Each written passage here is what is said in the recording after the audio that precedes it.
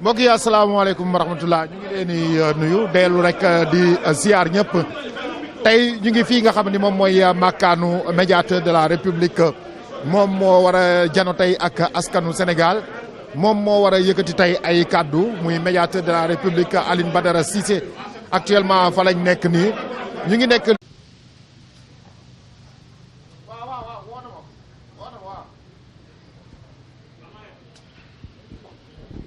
mbokk yi salaamaaleykum wa rahmatulah ñu ngi leen di nuyu ñu ngi siyaar ñëpp di nuyu ñëpp tey ñu ngi ci fii ci médiateur de la république actuellement fi nga xamante ni mooy makaanam fii ci biir Ndakaaru kon moom le médiateur Alioune Badara Cissé mooy jano ak askan bi gannaaw coow li nga xamante ni am na fi muy coow Ousmane Sonko bi ak lii jot a xew ci biir réew mi muy ay fippu askanu Sénégal bi di wane seen naqar muy ay manifestation yoo xam ni gis nañ ko bés bu yàlla sàkk ñu gis askan bi di ñaxtu di wane seen naqar mu am ñoo xamante ñu si bëri ñàkk nañu seen i bakkan actuellement kon looloo waral rek kii di médiateur de la République war a janoo ak askan bi. kon jano askan bi wax ñi nga xam ne ñoo nekk ci langue politique bi wax ak tamit askanu Sénégal ci coow li fi am gannaaw démb gis nañu le président conseil économique et social et environnemental di kii di Idrissa Seck jot na waxtaan ak askan bi. si la laa sant daf may tooñ di kalante loolu ku sant jaxate ak si loo noonu yooyu doo ko gis fenn ci monde bi. léeg-léeg mën nañ gisante tey koo xamante ne ko kant sant yeneen sant ñu di ko kalante loolu lépp day suuxat jàmm ci wàllu waaso it tey amul da ngay gis tukkulóor ak séeréer ñuy kalante kon yooyu na xam ne ay valeur la boole ko valeur jom yi ñu fi amoon ndax dëkk boo xamante ne Sëñ Tuubaa fi la gën a jamono nekk fi nekk Sénégal te gis nañ leen jàmbar la woon tubaab bi ak li mu liggéey gis ngeen mboolem kilifa diine yi bëgguma lim ku lim juum ba ci Alhaji Omar Fouti Tall nga xamante ni am jom ak moo tax mu mujj demee ca gorot ba ca xeer wa ca xunt wa kon nga xam ne ñun yàgg nañu am mag ñu am jom lii nag dafa mel ni li ñaan dafa am ñoo xamante ni dëkk nag léeg-léeg mu dem man li ma gëm mooy li xew yi yëpp Sénégalais yi ñoo bëgg dëkk bi defaruwaat ñoo bëgg Sénégal defaruwaat moo tax ku nekk yëkkati sa xol ndaxte dañuy faral ni wax ni lii xew sax man jàpp naa ne lu gën lu baax la ci Sénégal ndax ay nit nga am lu la naqar yi nga téye ko sa xol génne woo ko génne ko moo gën mel ni tamit dañu wax ne naqar bu yàgg la bu ñu dencoon lu yàgg occasion la tamit ñu génne ko comme li nga wax nekk na lu baax ça veut dire que dina permettre ñi nga xam ne ñoom ñooy njiit ñu am yoo xam ne yu bëri dañ koy defarwaat wala ñuy bàyyiwaat xel bu baax a baax askan bi. waaw loolu moom man wax naa li ma wóor te cëng mooy message bi moom jàll na ci kilifa yi jàll na ci ñoom comme ñoom war nañu xam ni li naqari ñii ñu jiite ndax fii ku fi nekk buur nekku fi président fi ne ku fi nekk ñoo la fal te moom mi di président li ñu ko fale wuñ ko benn président 65% kon bu nee ba gis lii ñu mer ba nga gis yi am yu jóg ci dënn yi ñu dem ba ay yàq leen rek daal lañ ciy dem déplorer di ko métti lu mooy ñu xam ni yàq moom du lu kenn digle du benn diine du leen dajji boutique est-ce que bokk nañ ci manifestation non loolu bokk ci moo tax tey ñuy xaar wax dëgg yàlla kaddu yi son excellence médiateur de la République maître Alioune Badara Cissé ndax moom ku ko xam trajectoire am fi mu jaare fu Sénégal musaan am jafe-jafe dina yëkkati kàddoom te bu yëkkatee kàddoom dama bëgg nag ñu xam ni kii di waaj a wax di maître Alioune Badara Cissé c'est pas n'importe qui moo xam ci kujje politique boo mënta nekk nga xam ne ci opposition wala pouvoir kàddoom dañ ko war a déglu ndax kilifa la te yàlla def na mu doon koo xamante ni yaakaar naa ni histoire Sénégal lu mu ci xamut amut am xam-xam maye na ko te li xew yi yëpp xam na ko am na information xam sax ñun xamuñu ko li war ci wàllu nguur gi yaakaar naa tey na délivrer message la jëm ci wàllu opposants yi ñi nga xam ne ñu ngi ci kër wu ci noonu ñi nga xam ne toog ndax tey mbir yi li xew ci Sénégal dem na ba tey ji yow suba gis nga ni jàng amut am na ci barabu liggéey ak yoo xamante ni tëj nañ ko mënatul dem loolu bu ñu ko defee benn fan ñaar jëm ay fan suñu koom-koom day nërmeelu kon war nañu mën a def pacifiquement li ñu war a def dem toog daje defe rawatina nag ñu nekk ci jamonoy mbas mi nga xam ne ku ne xam na ni loolu dafa mel ni ki maître Alioune Badara Cissé le médiateur de la République agsi na léegi ñu bàyyi ñu déglu ko Mor Daga Sylla la ñu àndaloon muy wax ci solo ndaje bi nga xamante ni moo fi am tey kon ñu teg suñu micro rek bàyyi mbokk yi ngeen daal di seetaan en direct. Je rappelle que ce n'est pas une conférence de presse. Il fait sa déclaration en français et en wolof et puis c'est tout. Aucune question n'est autorisée. Voilà, donc monsieur le médiateur de la République est sur place. À vous, monsieur le médiateur.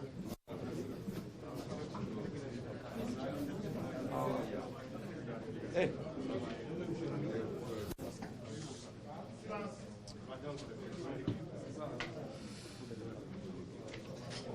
Non, merci. Ok. Le médiateur de la République agsi na actuellement. le médiateur gis nga ni mu solo mu fel noir blanc sol noo xamante ni da ngay gis ni ak jëm yi mu jëmmoo ak wane ab assurance da ngay xam ne rek ni yàlla def na moom ku ñu mën a ku ñu yaakaar nañ kàddu kon ñu dem daal di déglu médiateur. voilà ñu déglu monsieur le médiateur de la République.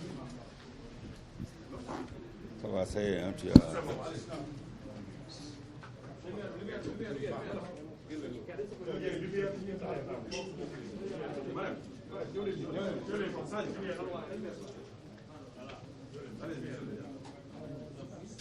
Mesdames, Messieurs de la presse, merci d'être venus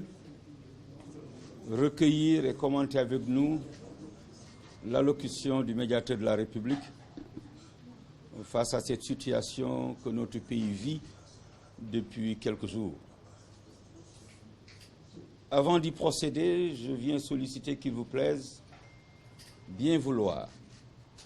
observer une minute de recueillement et de silence vis-à-vis de ceux-là d'entre nous qui sont tombés.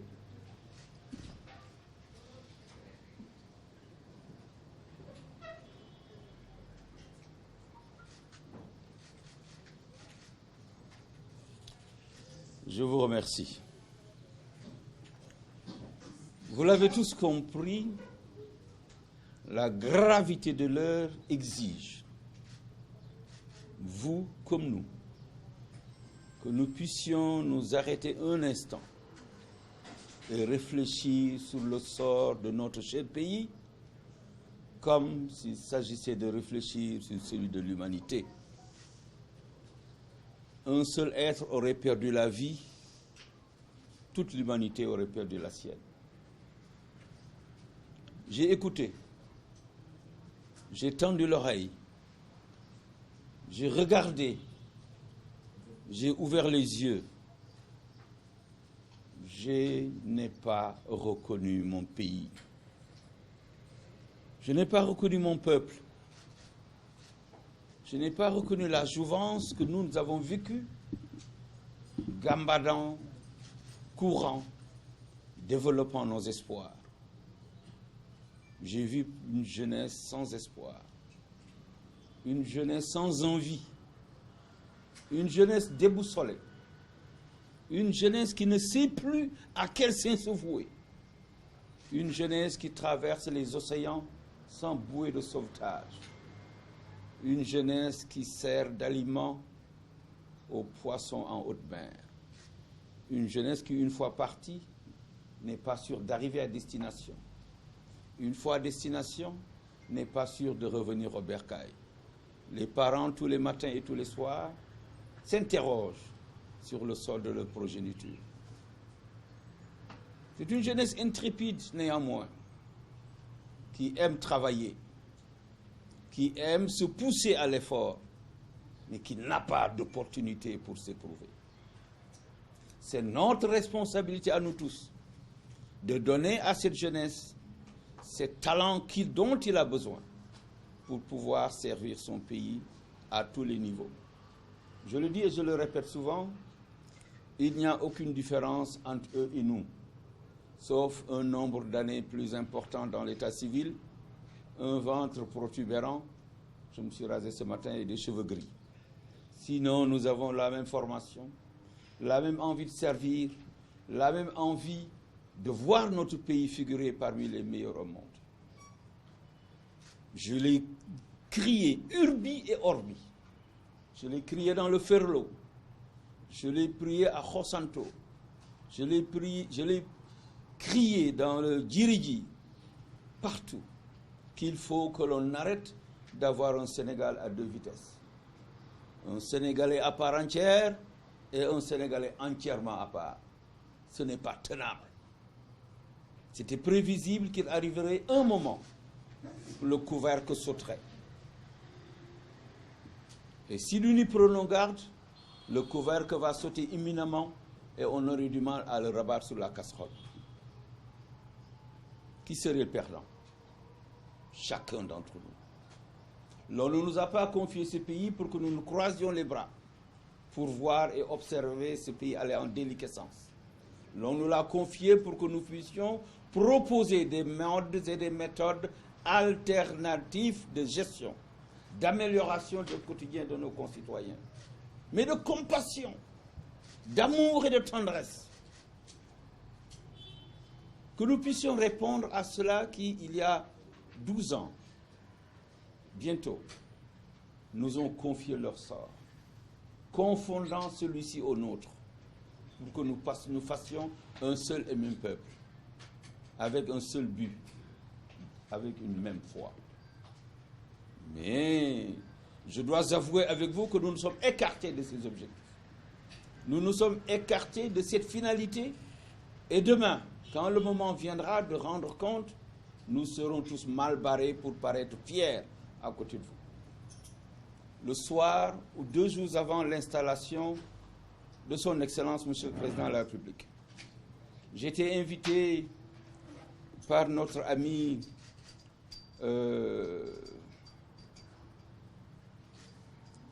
Didier à l'Université de Dakar. La soirée électorale, la soirée de la victoire, une belle soirée. Je disais à Didier que ma fierté était énorme de voir ce campus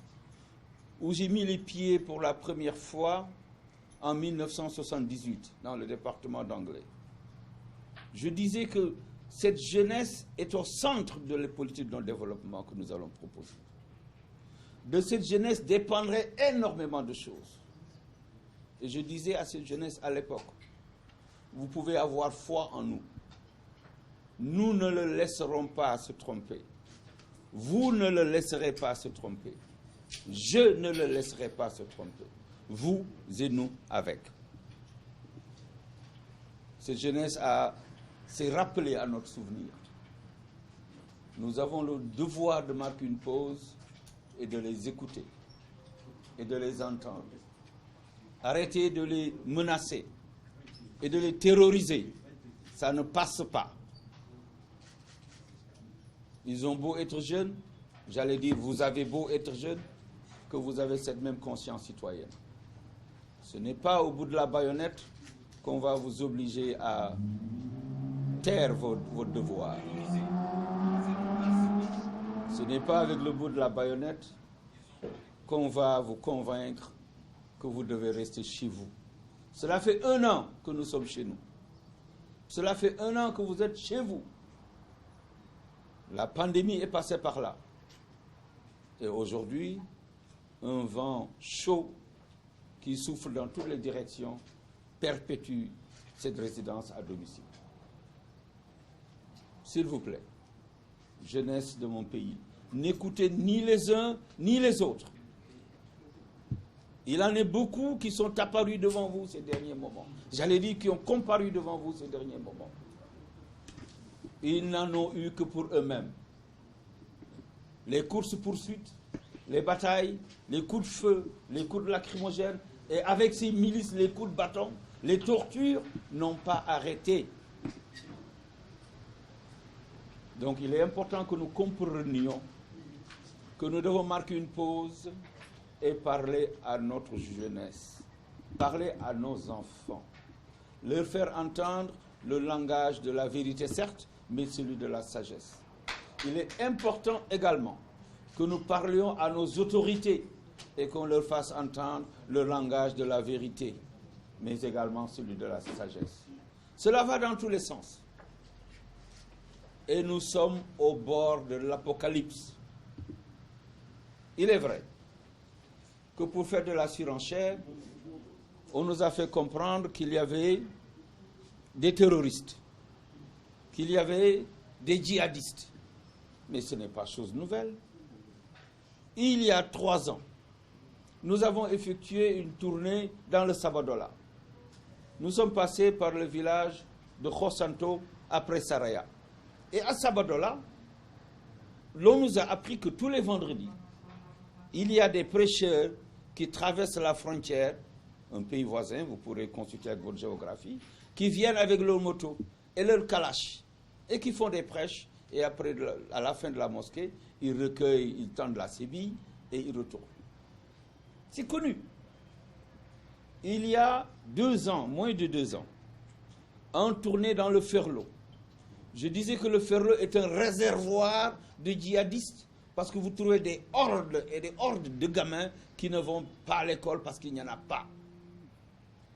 Vous semez en eux-mêmes les germes d'une rébellion future parce qu'ils ne se sentent pas intégralement sénégalais. Une célèbre réplique d'un célèbre homme politique de notre pays est encore dans nos mémoires. Il ne m'a pas fallu 1 seconde pour reclaquer ma langue et préciser qu'il était important que tout le monde sache. C'était pour prendre date pour des événements comme celui-ci. Comme on dit chez nous, afin que nul n'en ignore. Nous devons, je disais-je, saluer la mémoire de ceux qui sont partis. Parce qu'ils n'étaient pas sortis pour s'en aller définitivement. Ils ont quitté père et mère, peut-être poursuivant la clameur et le brouhaha, pour enfin subir un sort fatal sur décision divine. Combien devrons-nous être à partir sur fond de bêtises humaines avant qu'on ne se rende compte que nous avons fait fausse route? Combien? Un seul serait parti, que tout le monde serait parti. Ce n'est pas juste. Excellence, Monsieur le Président de la République, il est extrêmement important que nous renoncions à cette ferveur qui semble nous habiter lorsqu'en des moments comme celui-ci, nous sommes beaucoup plus poussés par la chicotte que par l'écoute. Nous avons l'obligation de marquer cette pause parce que nous sommes à votre disposition pour vous écouter et tendre votre parole. Mais c'est la vôtre que le peuple attend. C'est la vôtre que le peuple veut entendre. Ces Sénégalais d'ici, dans tous les coins et recoins de ce pays, les Sénégalais de Milan, de Rome, de Paris, de New York, de partout ailleurs, veulent vous entendre. Pourquoi diable ne leur parlerait-on pas? Pourquoi? Nous ne sommes pas meilleurs qu'eux. Ils nous ont confié leur destin. Nous avons obligation de rendre compte, non pas seulement en période électorale, pour être gracieux avec de larges sourires, avec des embrassades, de larges poignées de main pour obtenir le suffrage. Mais nous sommes là à période régulière. Lorsque les secousses font tanguer le navire, que nous puissions redresser la barre et rendre compte. De demander un peu plus de calme et de sérénité, un peu plus d'écoute. Oui, la litanie de vos réalisations est énorme. Elle ne finit pas. Mais un seul grain dans la machine pourrait faire dérailler celle-ci. Et nous n'en sommes pas loin. Vous avez cette capacité, moi qui vous ai pratiqué, de pouvoir vous faire entendre et vous faire écouter. Faites-le avant qu'il ne soit trop tard. Ce pays nous appartient en partage et j'ai pris mes responsabilités sans avoir été actionné par qui que ce soit pour m'adresser à mon pays. Je ne veux pas demain que l'on nous dise pourquoi n'aviez-vous rien dit au moment où le pays prenait feu de toutes parts. Au moment où le navire prenait eau de tous bords. C'est le moment. Now is the time. Il y a des spécifications dans ce dossier ou dans cette affaire ou dans cet environnement qui ne m'intéressent pas. Je suis avocat, il y a des questions dont je ne me mêle pas. Je suis médiateur, il y a des questions devant certaines institutions de notre pays dont je ne me mêle pas. Mais lorsqu'il y a la chienlit qui s'installe, lorsque l'on fait fuir les capitaux directs étrangers, lorsque aucun investisseur n'a plus confiance en notre pays, lorsque notre économie déjà très belle devient chancelante, lorsque depuis quelques années l'on ne va plus à l'école, on ne sait plus à quel moment le calendrier scolaire commence ou se termine. Nos médecins et notre personnel médical s'époumonnent depuis plus d'une année à nous sortir de cette pandémie. Avec succès d'ailleurs. Je leur tire mon chapeau et les félicite. Ils ont déserté leur domicile. Et qu'est-ce qu'ils ont reçu en échange? Aux premières heures de l'état d'urgence, c'était des coups de chicotte, parce qu'ils n'avaient pas de véhicule. Parce qu'à 21h, ils étaient tous dehors, en train de trouver un bus qui les conduirait à demeure. Il faut vraiment que l'on ait de la compassion pour notre peuple. Tant que nous restons en haut et pensons que nous n'avons de compte à rendre à personne, lorsque nous nous gonflons et nous bombons le torse parce que on nous aura critiqué, mais l'on ne fera jamais œuvre utile, je puis vous l'assurer. Je vous le rappelle, en 2004, quand j'ai accepté de vous servir comme conseiller spécial, je vous disais que je suis prêt à faire chemin avec vous, à la condition que je puisse toujours vous dire ce que je pense dans mes propres mots. Vous m'aviez répondu que c'était adjugé, comme on dit à la barre des criers. J'en fais usage. Je n'ai pas toujours la meilleure écoute, je n'ai pas toujours les meilleures réactions, mais ça c'est mon affaire. Il s'agit de moi, il ne s'agit pas du Sénégal. Mais lorsque le Sénégal, dans son entièreté, le Sénégal du dedans et le Sénégal de la diaspora, s'unit comme un seul homme, j'ai frémi hier à la place Vendôme à Paris. À ce moment-là, on a le devoir de les écouter. J'ai suivi les interventions. J'ai suivi toutes les interventions. Si j'étais professeur et que je devais apprécier, j'aurais dit à refaire. À refaire ou alors qu'on se taise. Et en se taisant, c'est un gros mot que je vais utiliser, on aurait trahi une confiance qui serait investie en nous. Jeunesse du Sénégal, d'ici et d'ailleurs, ce pays ne nous appartient plus, nous autres, avec nos 60 balais bien sonnés. Il vous appartient à vous. C'est de votre avenir dont il s'agit. Ne le démolissez pas, ne le détruisez pas. Vous en avez les ressources, parce que le spectacle que j'ai vu avant-hier à la télévision, de ces jeunes avec un brin de conscience subitement installé en eux, donnant de l'eau, embrassant les agents des services de l'ordre, les applaudissant au passage, après qu'ils aient guerroyé âprement, je me suis dit que ce n'est pas trop tard. Il y a toujours un brin de sursaut qui pourrait émerger. Et c'était vraiment de très très jeunes enfants. Parmi eux, des filles qui venaient à côté des agents des services de l'ordre, voir un peu de quoi leurs vêtements étaient faits. Certainement nourrissant en eux-mêmes un jour de pouvoir servir, de pouvoir se sacrifier, donner de leur vie pour que les nôtres soient saufs. Pourquoi ne pas, déjà en vous-même, refusant toute manipulation d'où qu'elle vienne, d'une part, refusant toute provocation d'où qu'elle vienne, d'autre part, vous liguez comme un seul homme et commencez à organiser vos brigades dans vos quartiers. Cela a commencé déjà à se faire, à identifier ceux qui ne sont pas des vôtres, à les signaler, à les pourchasser. Aux HLM de Rufisque, ils ont fait pareil. Quand d'autres personnes venues d'autres quartiers voulaient attaquer, ils se sont dressés contre eux. Il n'y avait pas d'agent de police ou de gendarmerie. Je voudrais rendre grâce aux autorités religieuses de notre pays. Inlassablement, ils ont lancé un appel strident à la paix. Toutes confessions confondues. Je prie Dieu tout simplement que leur voix soit entendue et que l'oreille qu'on devrait leur prêter ne tarde pas à l'être. Sans eux, nous sommes bannis de la surface de la terre. Ils nous servent de repère. Ils nous guident et nous dirigent. Ils nous orientent. Ils nous donnent un nom à la naissance. Ils nous marient quand on a 25 ans. Ils donnent un nom à nos enfants. Et plus tard,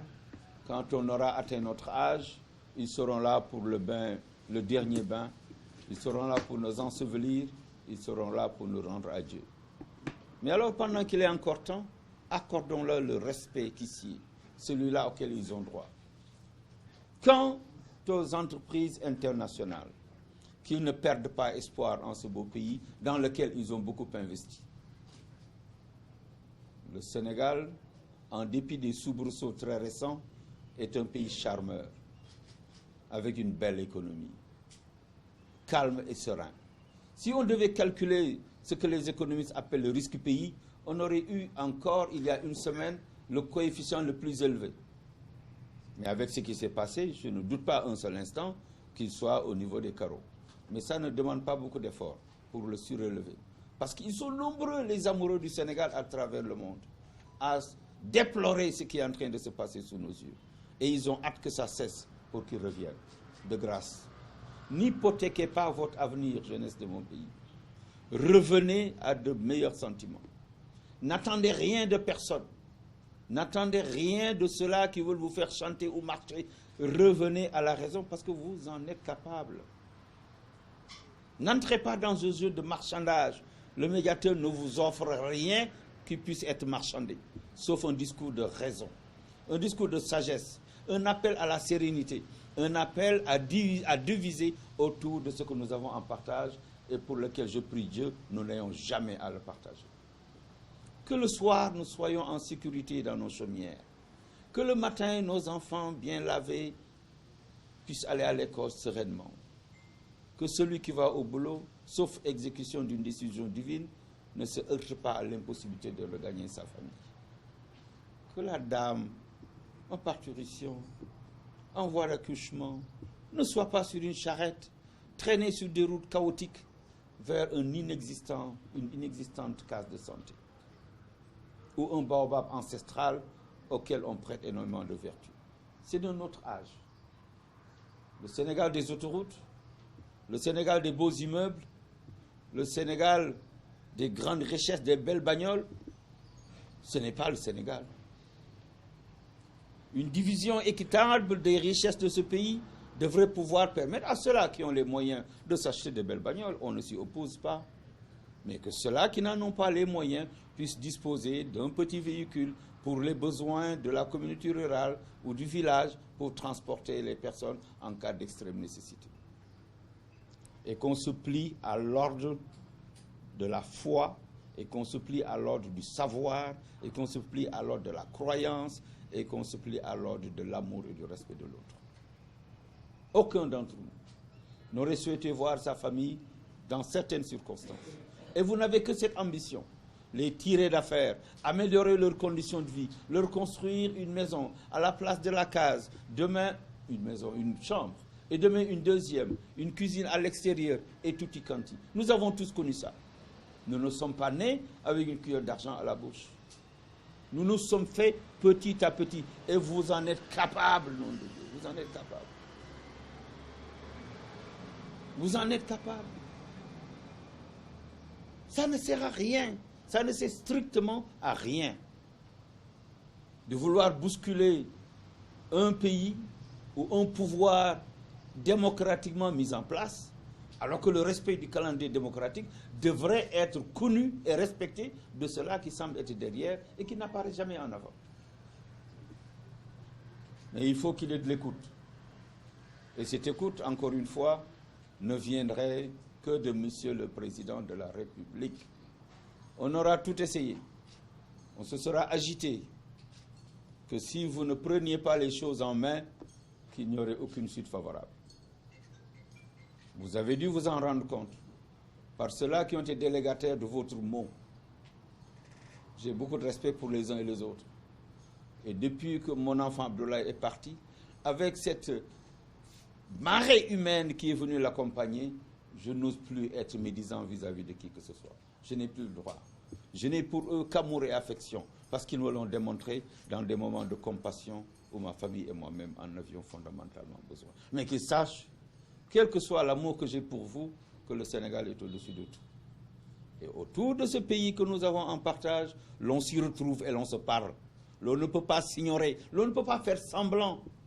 de ne pas se voir. Je suis suffisamment gros pour être visible à l'œil nu. Qu'on sache qu'il y a une médiature que vous avez mise en place, qu'il y a un médiateur que vous avez nommé et que vous avez l'obligation de solliciter lorsque le pays tangue dans des domaines de sa compétence. C'est tout. Oh, un autre va être nommé incessamment. Mes chers collaborateurs sont dans la salle. Je leur dis au revoir parce que ça s'achève. Ils m'ont accompagné, ils m'ont fondamentalement bien accompagné. Mais dans quelques semaines, ce sera bientôt terminé. Et cette page sera tournée dans l'histoire de ma vie. Un autre va prendre ma place. Mais que celui-là aussi soit accompagné par l'État et la République sénégalaise. C'est ainsi que ça fonctionne. Le combat, ça n'a pas d'importance. Ils ont essayé, tout le monde aura essayé. Vous en êtes témoin, mais je ne succombe pas à ça. Je parle à ma jeunesse, à votre jeunesse, Monsieur le Président de la République. Cette jeunesse qui vous accompagne, j'allais dire cette jeunesse qui vous a beaucoup aimé, qui vous a suivi sur les sentiers du Sénégal et qui est aujourd'hui orpheline de vous-même, de votre présence, de votre rire et de votre sourire. Cette jeunesse qui n'a plus personne pour la prendre par la main et la guider et l'accompagner vers des sentiers plus lumineux. Vous en avez les moyens, vous en avez les ressources, vous en avez la foi, faites-en usage. Et ce sera tout. Assalamu alaikum wa rahmatullahi ta'ala wa barakatuh.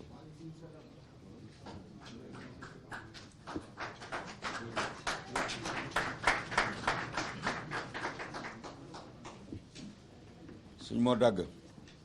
saddid lisaani naawir janaani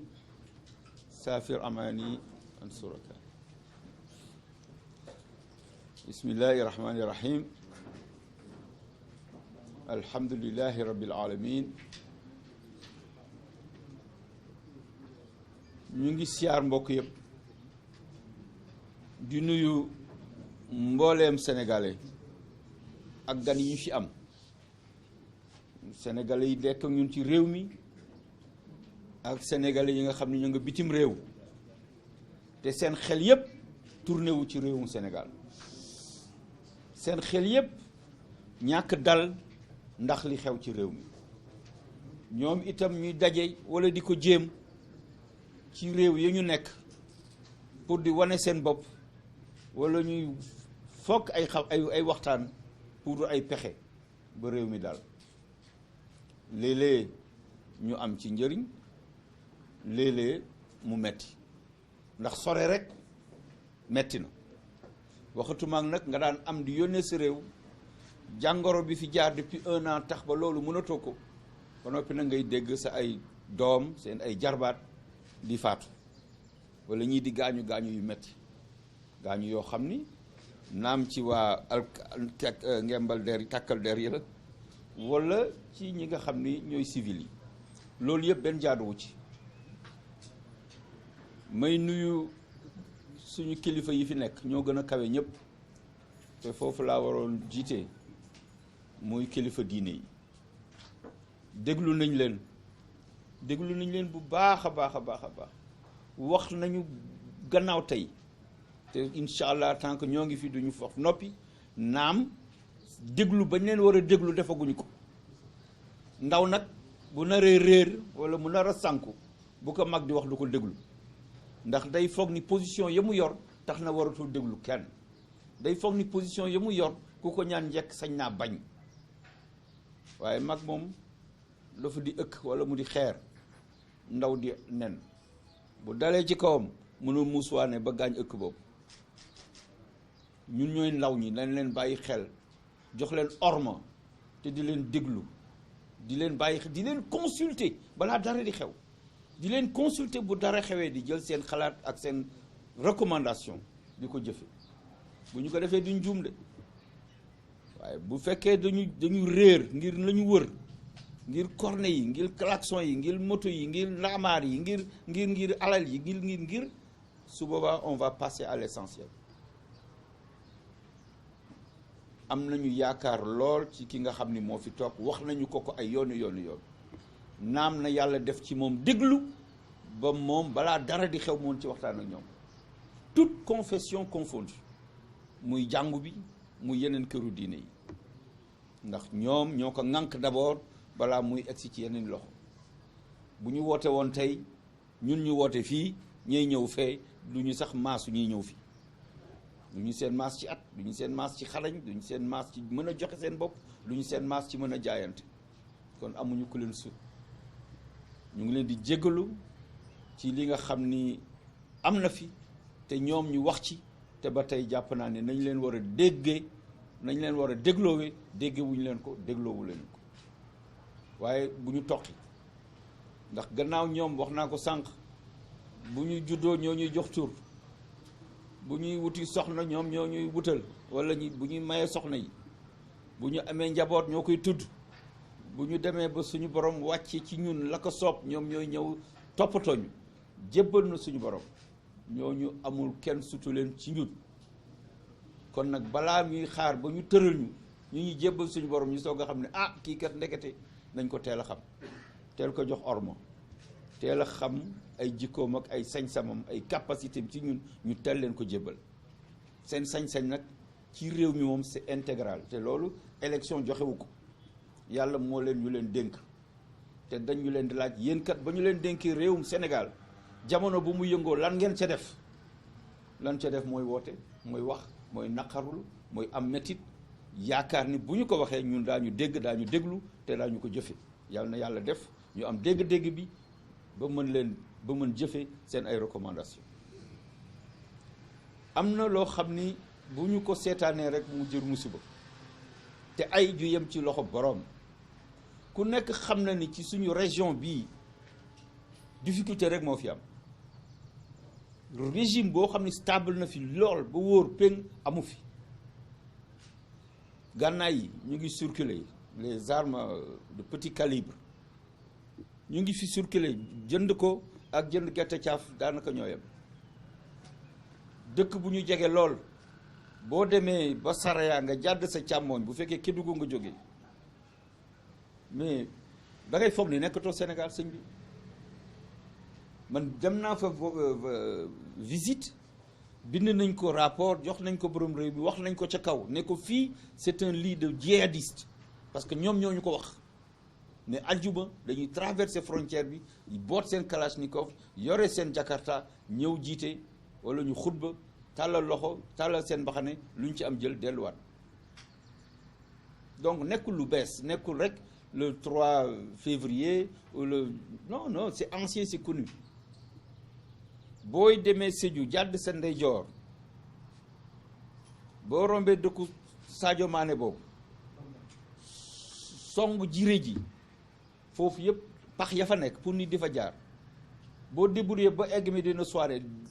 damaat sa beneen ndeyjoor pour dem Marsassoum kamb ya fa nekk mais niroowul ni sax ña fa nekk jàppe nañ leen comme waa réew mi wax naa leen affaire u Ferlo jooy naa ko moo tax may yuuxu tout le temps may reeteet ne leen Sénégal dañ ko def ay pàcc yoo xam ni ñii dañ leen jàppe sénégalais bu wóor ñii ñu jàppe leen sénégalais boo xam ne moom mën na xaar lu ñuy xaar nag amatu fi nañu góorgóorlu ci nit ñi nañu góorgóorlu ci yërmande nit ñi nañu góorgóorlu ci jigéen ñi nañu góorgóorlu ci xale yi nañu góorgóorlu ci xale yu góor yi wutal leen xëy du fi jeex du fi xaaj suuf si yaatu na kenn du ma ni soxlawuñu supame soxlawuñu carotte soxlawuñu pomme de terre soxlawuñu patate soxlawuñu ay jur yu ñu sàmm mais àll baa ngi fi mi ngi ne yàmbalam c'est très facile de mettre ça en valeur des militaires à la retraite il y en a la tonne et le quintal former les jeunes en institutions civiques les former dans les métiers de l'agriculture et du commerce mais c'est facile ça ce n'est pas dans les discours c'est dans la réalité bu fekkoon xale bu ci nekk occupé nañ la am foo toog di fa am looy jël di dimbali sa waajur ku la woo ci leneen lu dul xëy wàcc naan ataaya toog sa biir kër doo ko wuyu mais bu ñëwee dajji benn bitik nga gis benn borom kër bu doy na man jël saaku ceeb bokk jël saaku meew bokk di waaxu di gestu xam ni kii amul lu ko neex mais sonn na yeneen dëkk yi xaaruñu lii am ñu def loolu xaaruñu ko lii am ñu def loolu dans des pays boo weesoo gànnaar yéeg foofu sëmul bu manqué rek c'est une rébellion énorme sëmul rek mburu rek bu manqué coow li ne tulle ak màlle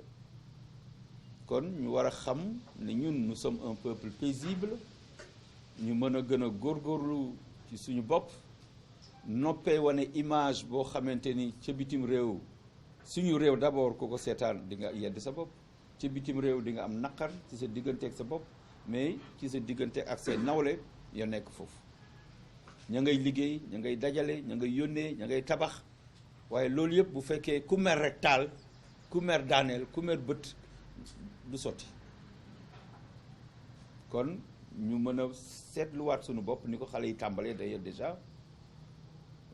image yu ñu mujj gis fan yi di ñëw fekk takk der yi fa ñu toog jàmbaarloo na ñoom bu saf-saf waaye ba mu taxawee seen am na fu seen xel dem ñu ñëw wut ay ndox xale yu ndaw ci ay jigéen ci ñoom sax d'ailleurs di leen may ndox di xool seen armure yi seen yére yi ni ñu ko defaree et tout ça xam ni la weesu ñoom déjà réccu nañ ko ñoo ñu raw te mën nañ leen jur xëy na suñu ay sët la ñu masal mais noo ñu raw ci xel noo ñu raw ci xalaat ñu ngi xool mag ñi naan waaw ñii ñoom yor waaw ñoo leen yor mais da ngeen ñuy dimbalee ñu gën leen yor que ñun ñëpp boole suñu bopp dénk ko suñu bopp mu am yërmande ci ñun nañu jàppe na ay njirim mu ñëw di raay suñu bopp bu amee juróomi dërëm jox ñu bu ko amul mu raay suñu bopp bu ko neexee sax tàppal ñu mais loolu moo jaadu loolu moo xam ne lu mënta ñàkkal waaye génn alkaati yoo xam ne depuis 1 an ba ñu déclaré pandémie ba léegi ñoo ngi ci biti xamuñu lu xew seen kër ñoo ngi ci mbedd mi du ñu añ du ñu reer du ñu def dara parfois ñu nekk ci lëndëm gi di régler circulation torche sax duñu ko am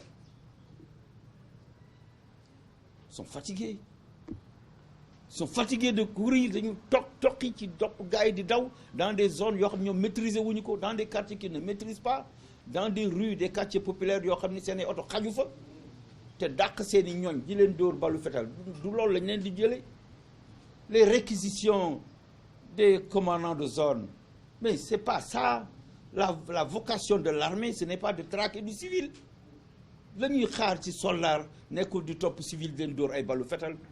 mooy défendre civil yi mooy ñoom ñu ñàkk seen ay nelaw pour que civil yi mën a nelaw ba yandoor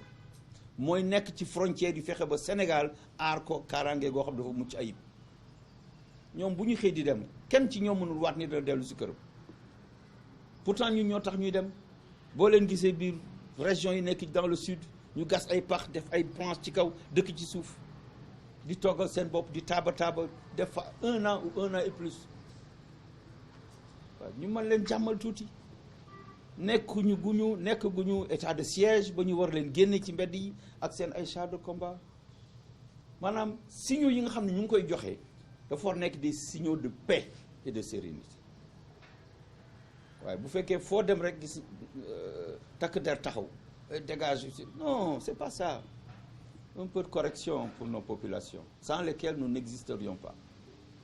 kon yal na yàlla def ci ñun woy yal na yàlla sàmm suñu ndaw réew yal na yàlla delloo si leen ñu mën a toog ci kër yi bàyyi seen i mag ña nga xam ne ñoom la ñu jiital ci kanam ñu waxtaane ko ak ñeneen ñu ko seqal ba jàmm ju yàmbalang dellu ci biir Sénégal. investisseurs yi fi ñëwoon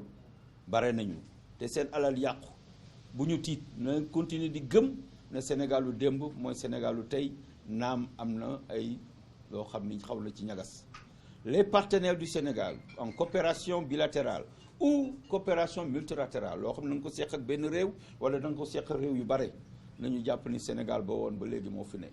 seytaane nag day na dugg ci kër yëngal ko waaye du fi yàgg buñ ko daxee ak onze billahi mina seytaani rajim sax ci astaghfirullah sax ci je peux vous assurer que du fi toog du fi yendu parce que du fi xaj. yàlla na yàlla def ndaw ñi déggante ak mag ñi ndax loolu mooy richesse su réew mi ndaw topp mag mag yërëm ndaw suñu ko defee rek mu am jàmm xale yooyu tëdd te ñu jam leen balu fetal je puis vous assurer maa ngi koy wax kenn sànq man ki nga xam ne moo gaañu Bignona ba ma ko gisee mu tëdd deret bi di couler j'ai pensé à mon propre fils mort aux États-Unis sans personne pour le secourir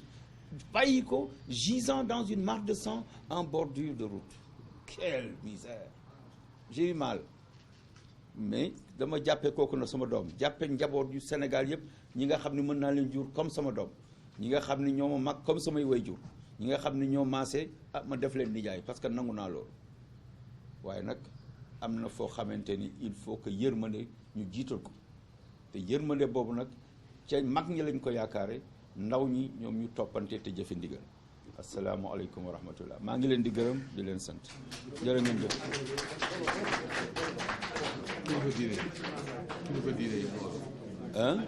wax naa ko waaw da ngay laaj nga xam ne ku mu intéressé. voilà kon mu nekkoon le médiateur de la République yëkkati na ay kàddu yi nga xamante ni. kàddu yu am importance waaye tamit li nga xamante ni moo jëm ci kàddu yooyu rek mën nañ ci jàngat ci li nga xamante ni moom mooy delloo si waat ñi nga xamante si xelu kilifa yi nga xam ñoo nekk ci biir réew mi ndaxte nee na jot na seen xel daal di dellu si waat ndax li ñu gisee ak askanu Sénégal actuellement li nga xamante ni ñoom wane nañ ko muy fitna gi nga xamante ni wàcc na ba askan bi nga xamante ni ñoom wane nañ seen i naqar sànq rek ci biir waxtaan bi maa ngi lay junj maa ngi naan la ci ay jafe-jafe yi nga xamante ni ñu ngi koy dund muy wàllu couvre-feu muy ci li nga xamante ni tamit moo jëm ci pandémie bi coronavirus xiif bi ak mar bi coono yi nga xam ne askan bi ñoo koy dund dañu profité ci occasion bi daal di wane seen naqar moo dafa mel ni kii liñ doon wax ba ma junj la ko le médiateur de la République Alioune Badara Cissé moom la wax moo tax. dëgg la wax dëgg yàlla ñu ngi remercier di féliciter le médiateur maître Alioune Badara Cissé wax dëgg yàlla li mu wax tooyal na xol ndax moom yàlla dafa def c'est le médiateur problème yi am ci dëkk bi yëpp yi ci bëri ni mu ko waxee discours bu matala la lépp da koo xam dund ko waaye day mel ni rek li ñu waxoon sànq mooy maître mi nga xamante ni gis nga ko mu wax ci wàllu ñu ngi demee waaw sant rek waaw. mën nga ko waaw léegi li ñu ci bëggoon doole rek mooy maître médiateur de la République li mu wax ñëpp dégg nañ ko di kàddu yoo xamante ni kàddu kilifa la kàddu borom xam-xam la kàddu koo xamante ni boo ko déggee mooy rek ne xamante ni lépp lu Sénégalais yi di dund xam na ko ndax moom ci boppam. ni mu ko waxee rek gis nga kooku na xam dafa wàcc liggéey ndax man mii xam naa ko bu baax doomi boppam nii la faatoo États-Unis kàddu yooyu sax moo gën a dawal yaram nit ñi. moo dawal yaram te it ndax ñii li tax jéyee baaxut ku nekk sa doom wala sa rakk wala sa xame mën na ca wàcc liggéey kon lii nga xamante ni médiateur bi wax na ko war na mën a doon loo xamante ni nañ ko dégg xel ndax kàddu yi ma ci gis yii dafa jëm ci jiitu réew yi moom bàyyiwul kenn lii président bi moo ko moom di gouvernement bi wax nañ ci kàddu yoo xam ñoom it am nañ ci wàll nañ ko jëlaat ndax it ndaw soo ko teree dara da nga koy tegal da nga fay teg dara te li mu wax ni am na ci ndaw yoo xam ne ku mel ni man mii ma war a am xëy suba rusloo naa sama bopp dem naan damay dem manifestation waaye faw ñu def ko ndax it dafa am lu ñuy xeex mooy dëkk boo xam ne day am yoon dëkk bu amul yoon bu amul justice koom-koom gi mën na bañ a dox jàng bi mën na bañ a dox lépp du dox waaye loolu wax nañu nag ni li ñu defagum nii ci Sénégal war na mën a doy sëkk ndax message boo xamante ne fii ba bitim réew ba Nations Unies egg na fa xam nañ peuple sénégalais gone yi nit ñi lan lañ bëgg a wax li ñu génne seen xol wax nañ ko jëf nañ ko ba xam nañ ko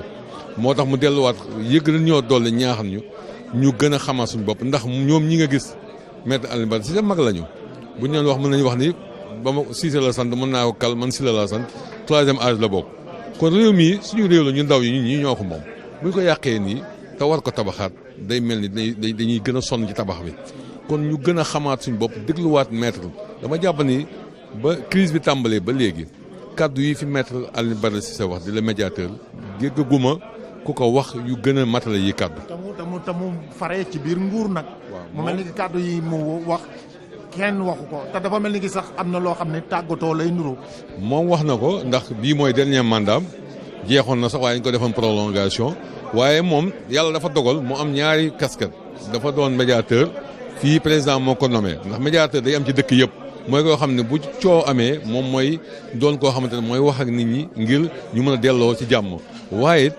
dafa doon kenn koo xam ne président son excellence président Macky Sall xam na ko baax ñoom ñaar ñoo fondeenoo lii nga xamante ne mooy parti APR ba muy metti te dégg nga ni mu ko waxee ci tubaab ne waxoon na ko ni boo ma defee conseiller de lenn rek laa lay mën a warlul mooy su ma gisee luy dëgg ma wax la ko su ma demee ba nanga loo toomal loolu damay génn dëgg la nag dañuy faral di wax naan buur aayul waaye dag yaa aay loolu nag mën na am bokk na ci indi yi ak ay jafe-jafe yoo xamante ni. ci li nga xam ne kilifa yi doon nañ ko yëkkati muy kilifa diina yi. am na ay kàddu yi ñu doon yëkkati ci président de la république na xoolaat entourage am te entourage am nañ koy wax dëgg daa mel ni dëgg googu moom la médiateur gi def tey. man loolu la médiateur def te mën naa ko dëggal président bi monsieur président Macky Sall exemple boobu bu doy sëkk la. maa ngi fàttaliku keroog boo ko maître Ablaye Wade ba mu bëgg a dem New York bëgg a fekk ay jotaay yu xewoon foofu ñu téye passeport am boobu ñu joxe directive waa dig tey jii di ko wëri ji pour jàpp ji ko keroog ay kilifa diine la dem sëñ Galas mu Alaaji Baar la dem sëñ Galas Mbàkke sëñ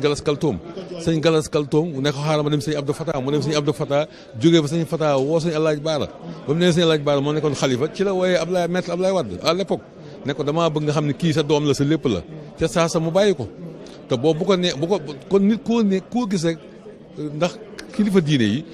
ni dama na sëñ Fallou ba léegi ak sëñ Babacar Sy nañ demoon kilifa yi yëpp dafa am poids bu ñu doon joué ci dëkk bi ñooñu nag buñ leen bu demee ba bu ñu waxatee duñ leen déglu rek mooy indi jafe-jafe yi yëpp ndax Sénégal dañoo am loo xamante ni li ma ko waxee sànq bu weesoo kalante yi bu weesoo waasonte yi ci kalante yi ci waasonte yi séeréer ak joolaa ak ñu ni demee dafa am yoo xamante ni moom moo ñuy tax saa su ne jàmm di am ci dëkk bi te dëkk bu am jàmm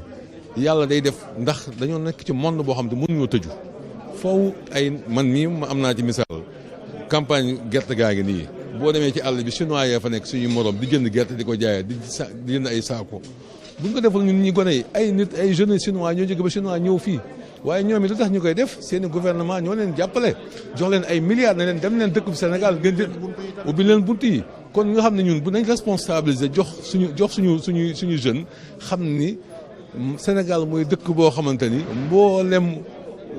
xel moom yàlla may na leen ko jeune sénégalais am nañu xel am nañu fit kon li ci des mooy encadrer leen ni mu ko waxee nii ci wàllu mbay tey boo demoon gis ni ko kilifa diine yi defoon boo demoon benn àll ne jox nañ ko te loolu gis nañ ko sax ni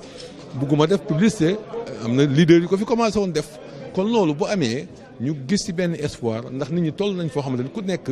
da ngaa bëgg a mënal sa bopp ndax nit ki ku la mënal sa bopp sañal la te loolu doon nañ loo xamante ni ñu ngi leen koy ñaanal lii kaddu yi nga xam ne moom la médiateur yi yëkkati tey ñu déggee ko ak xel te bañ ko déggee ak xol fexe koo jëfee dalal nit yi ndax tey jii misaal joxe na ko ci benn misaal mën nga am xëy suba sa benn soxna boo xam ne daa war a dem matu ji nga war ko yóbbu hôpital ñu la yoon bi am na ay manifestation mënoo dem mais xool loolu la mën a jur kon nañ ko def pacifiquement ni ma ko waxee sànq ñu defee ko comme ni ko suñ mbokk yi nekk Tugal France def ko kii ndax message bi moom yaakaar naa ne lii moom li sëñ Fall waxoon ne li ne fàng moom jarte jeex lii moom ñëpp xam nañ ni lu mus a xew la te sénégalais jeunes yi nekkuñ nit ñi violent waaye dafa am leen méttoon il fallait que ñu def nii génne ko li fi des nag mooy gouvernement bi dañuy jël seen responsabilité gone yi tamit bu ñu nangu ku ñu manipuler ndax mbir mi dem nañ ba am na yu ci lax yoo xam ne bokku ci te neexatu la nit ñi ñu xam suñu bopp li ci des fii ak ay fan man gëm naa ne am na lu ma xam loo xam fii